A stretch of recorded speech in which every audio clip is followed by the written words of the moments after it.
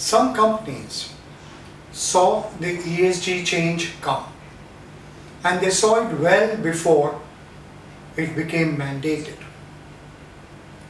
Notably, companies like Lego Toys, companies like Heineken took on to ESG practices much before 2015, when it was not even mandated, or for that matter even required, to report your sustainability practice. But the main reasons why they took this on, because they could see the financial, non-financial benefit and solve their business continuity issues that they could visualize coming into the future. And all credits to the board of directors of these companies. Let's take Lego Toys for example, and this case study is there in the modules and you must go through that. Lego Toys' entire business is based on plastic. Earlier they built the famous Lego bricks using wood, but there were multiple fire incidences, so they changed over to petroleum derivatives. And they kept changing that from time to time to make the Lego toy a very sturdy Lego toy. And you would be aware, I mean, Lego toys are so standardized and so strong. If your grandfather had bought it, trust me, if you buy one today, you can mix both and play. And it appeals to children and adult, all ages. But the entire product range was based on petroleum products, plastic. And plastic is on our way out from our lives. So what happens to the company? The company used its resources in research and development to ensure that they start finding an alternative. And this is much before 2015.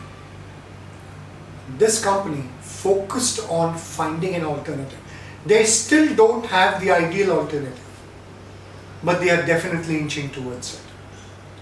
Today, Lego Toys purchases PET bottles, which we dispose of either from Bisleri, water, or soft drink, aerated drink, so on and so forth.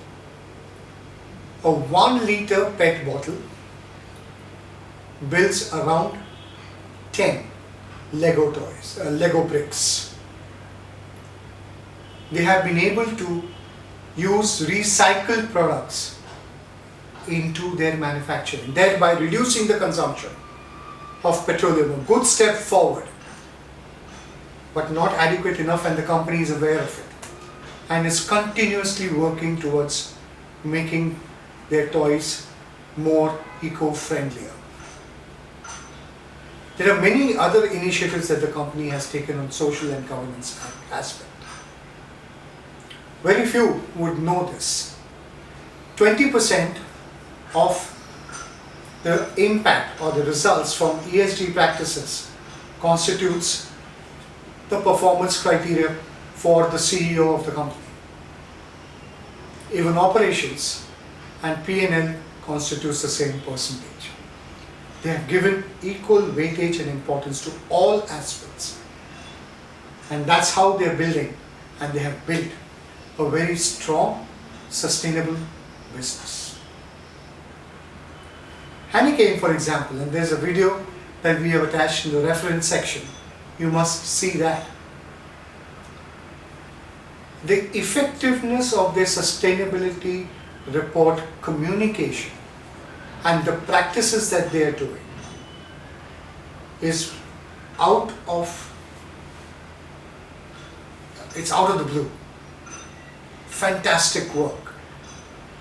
The company, despite being a beer producer, has rebranded itself as a responsible maker of beer, who is interested in you enjoying your beer and going home safely.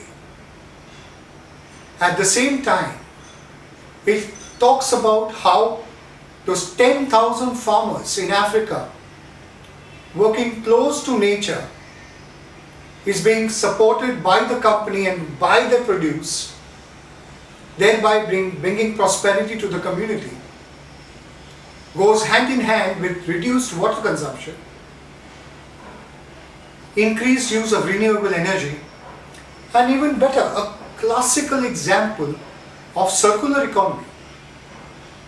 The waste that the manufacturing was created, it was still very high protein content, which was good for the cattle. Earlier, they paid money to dispose it of. Today, they sell it to the farmers. So farmers get a very rich product at a very less cost, which is good for their cattle, and the company also makes a modest profit on it. Circularity. And this we are talking much before 2015.